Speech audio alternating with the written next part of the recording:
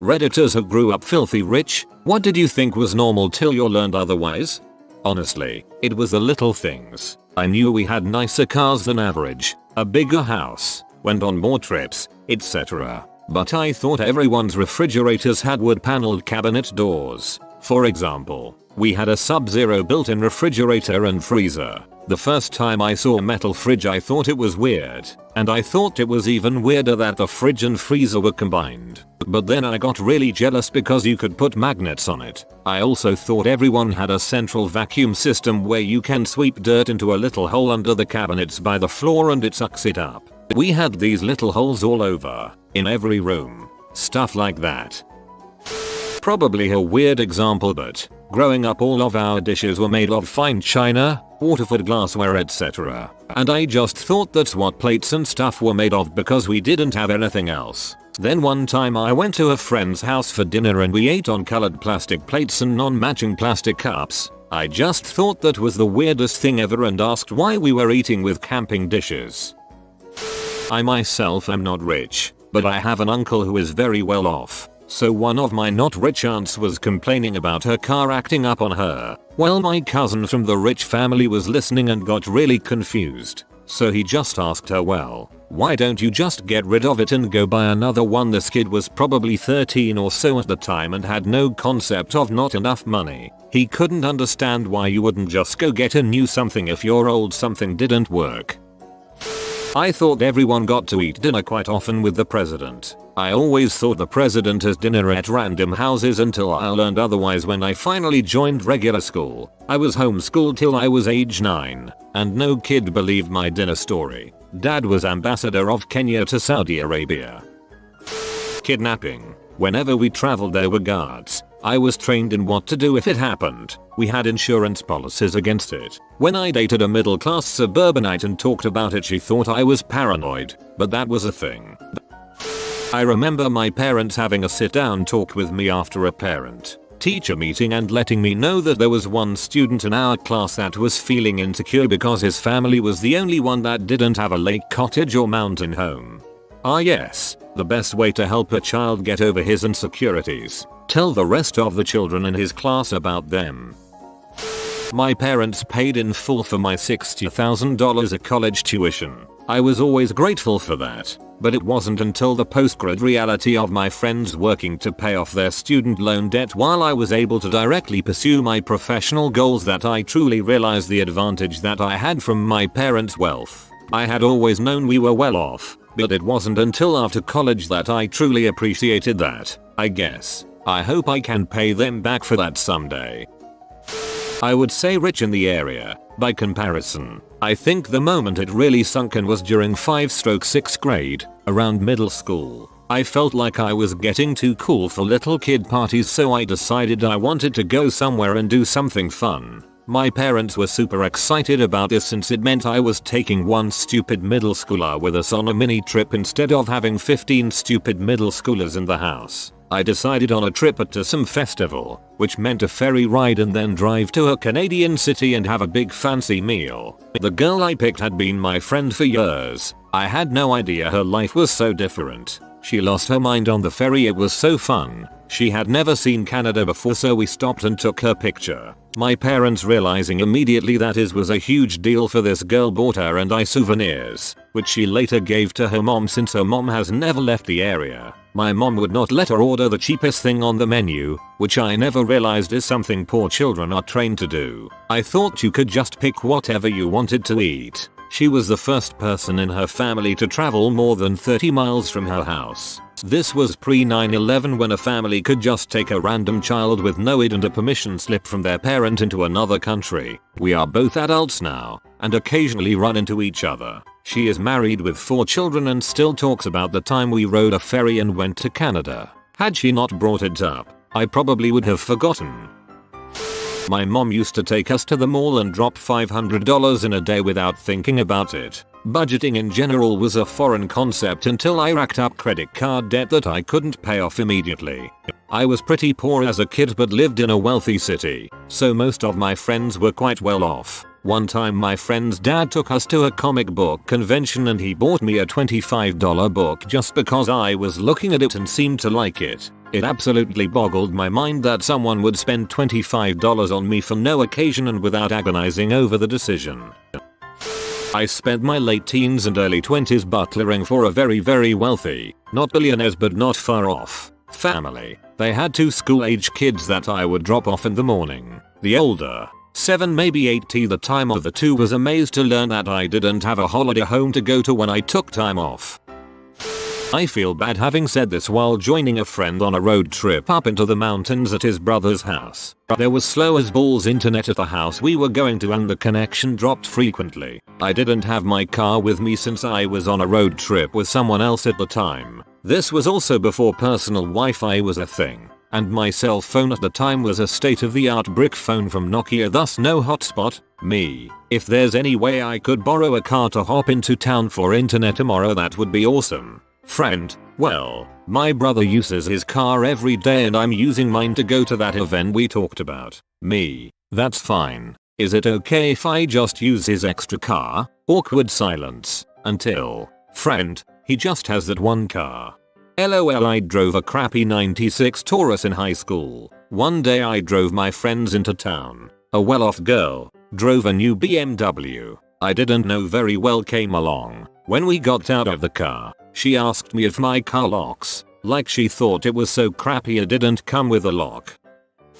Growing up I thought apartment buildings were only for college students. I didn't know families lived in them. My family was not filthy rich. I grew up in the San Francisco Bay Area, not out in the country. My friend in high school was filthy rich, and he would always wear suit jackets and fedoras. One day he said I wanted to wear my other purple suit, but the jacket was at my third house. It was some Gatsby level extravagance. Your friend was a solid argument that money can't buy good taste. Going on ski holiday every year. Living in Germany, where the Alps are just a 2 hours drive away, but still flying to Western Canada for skiing at Whistler Mountain. But I like this snow. I was trying to show a friend of mine that she's rich because her family has a team of maids and drivers. Seriously, a driver for every member of the family. She said she's not rich because everyone has maids and drivers. I asked her, do you think your maids and drivers have maids and drivers? I think then it clicked that she might be rich. John Travolta told a cute story about his daughter once. They had to fly commercial once and she was shocked, incredulous, and asked, Daddy, who are all these people on our plane? She thought everyone had their own 757.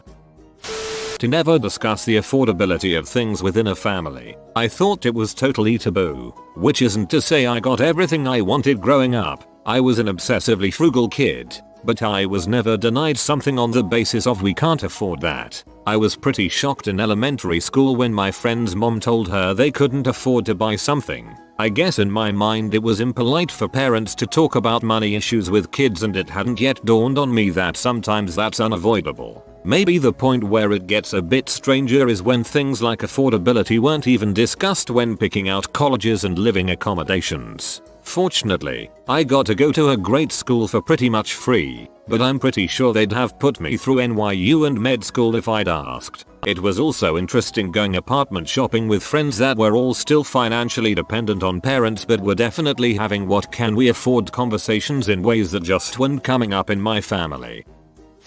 I lived overseas for a year when I was in high school and attended an international school where, though my family was decidedly middle class in the US and my dad was being paid several times more to work abroad than he had been at home, I'm fairly certain my family were the least well off in the entire school. None of these kids ever seemed to realize how fabulously wealthy they were. A few examples. Several boys from North Korea. I don't know exactly how high up in the political world of the DPRK you need to be allowed to send your children abroad for an education, but these kids showed up to school in brand new Benzes. For a start, one friend of mine lived in a luxury high-rise in the single richest enclave of the city where I lived. His parents lived on the 16th floor. Each floor was a single unit. He lived on the 17th floor in his own unit. He had his own live-in maid and driver as well. Another friend's parents ran the largest import-export company in the country. He had 2 bodyguards, and was driven around in his own armored,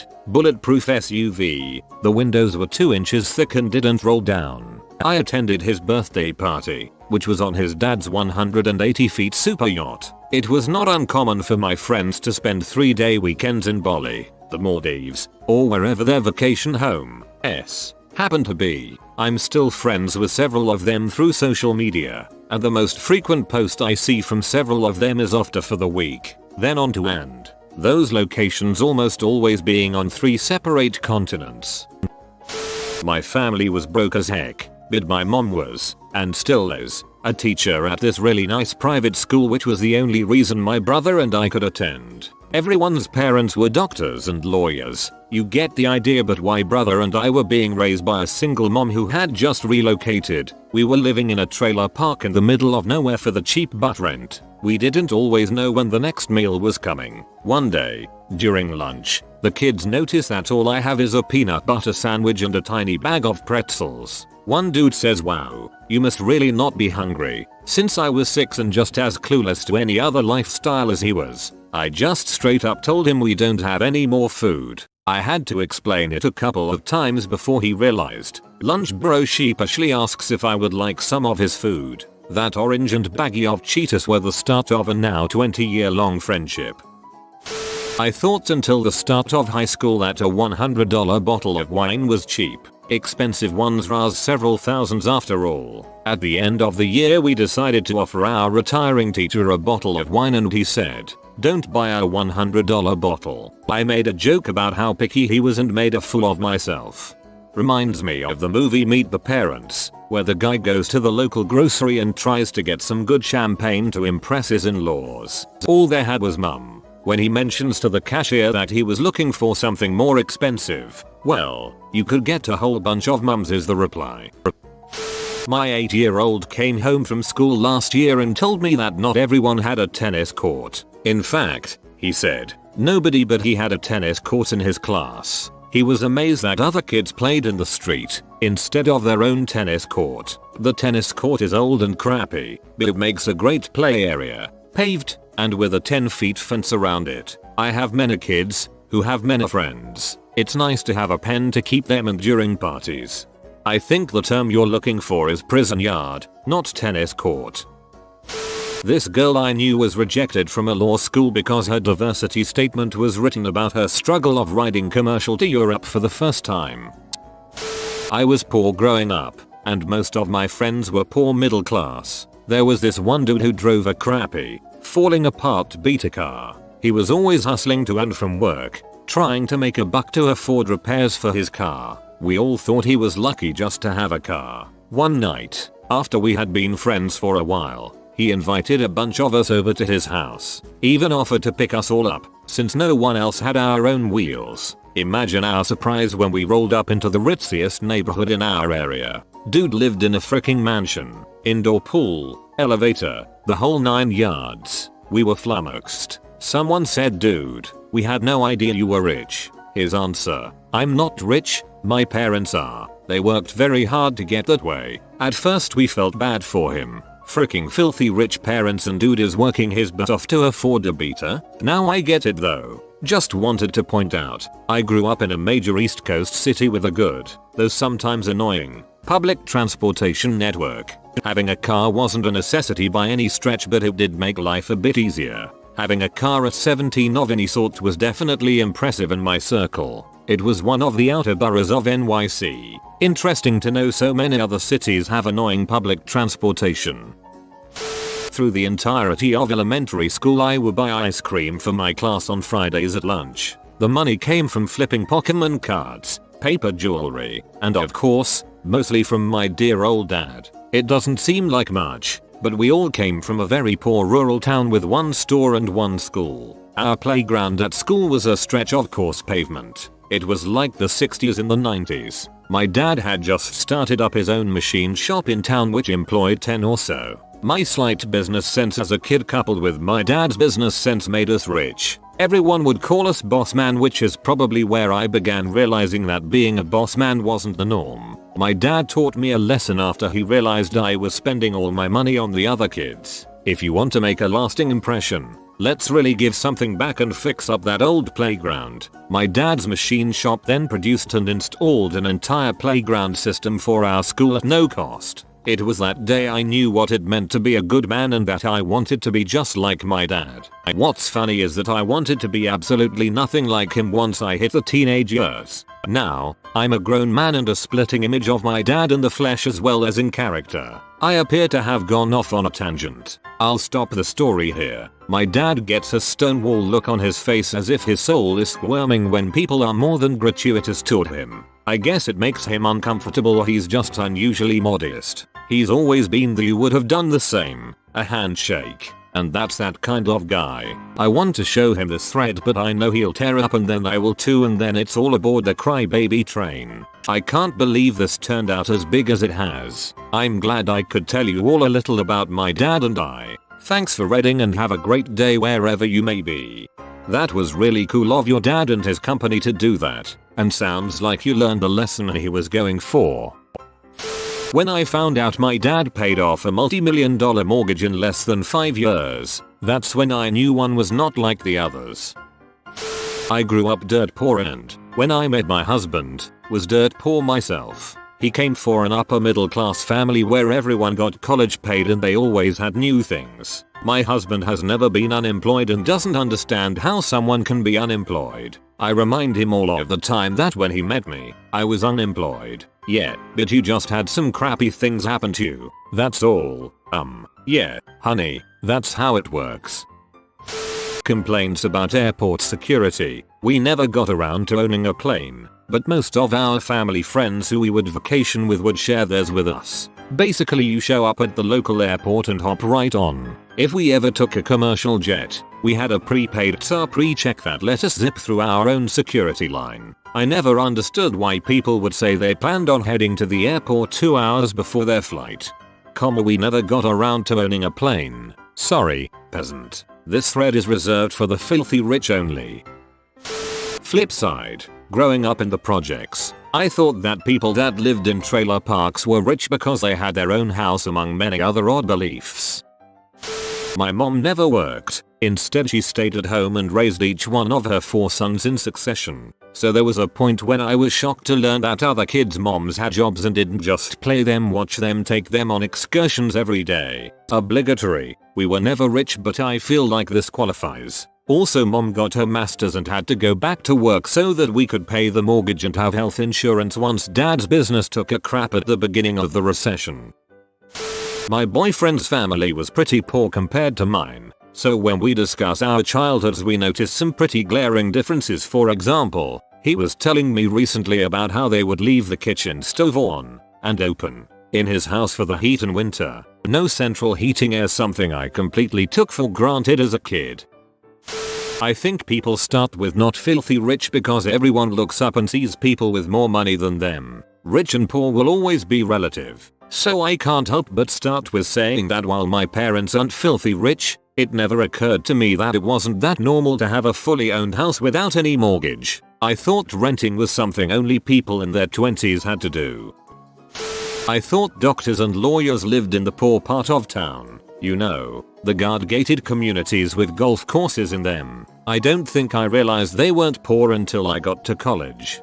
Whoa, this reminds me of when I used to live in Santa Barbara. We were dirt poor college students living in heavily subsidized campus housing, and I had a conversation with a man in his mid-60s who told me he really wanted to retire but he couldn't find anyone to take over his job because nobody in his line of work could afford to live in our area. Dude was a pediatric surgeon.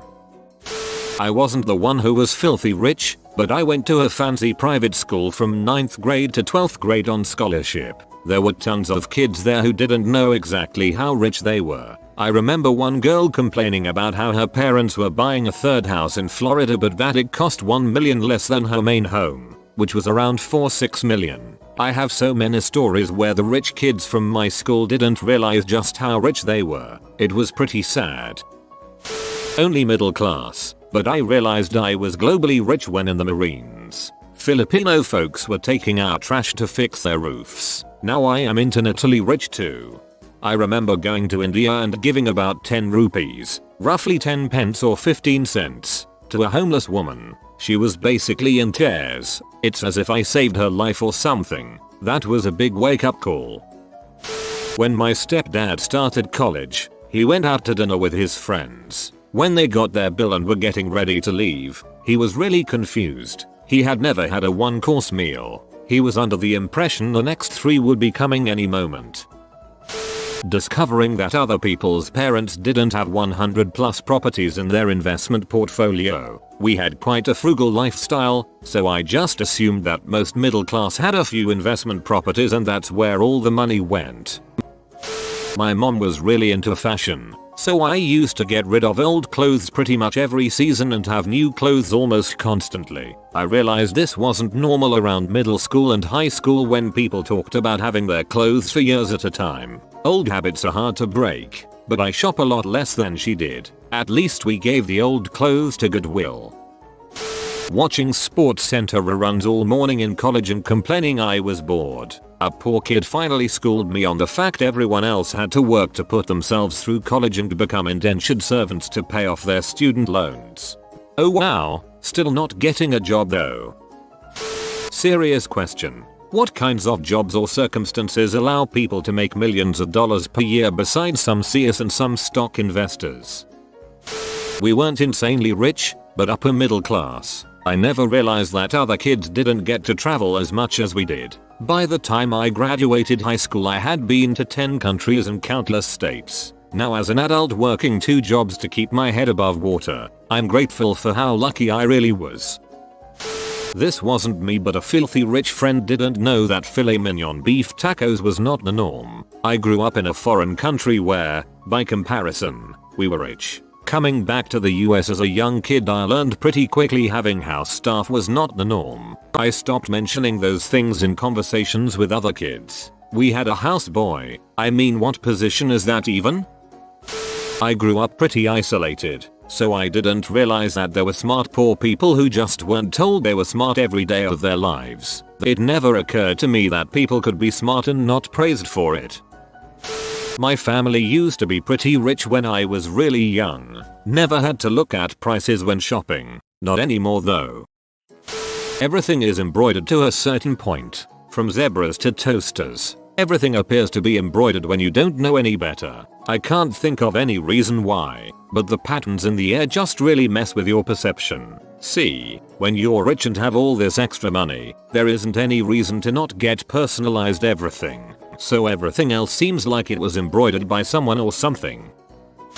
Getting best medical care and $100 allowance every week. I got paid more by my dad than I did with my first job. I had a friend whose dad managed a bunch of Budweiser factories and she sent me a picture of her new car, which was a Lamborghini. I sent her a picture of my 1993 Honda Del Sol and she then realized she was rich. If you are new to the channel, you can subscribe. I publish new videos every day. Until then, check another video.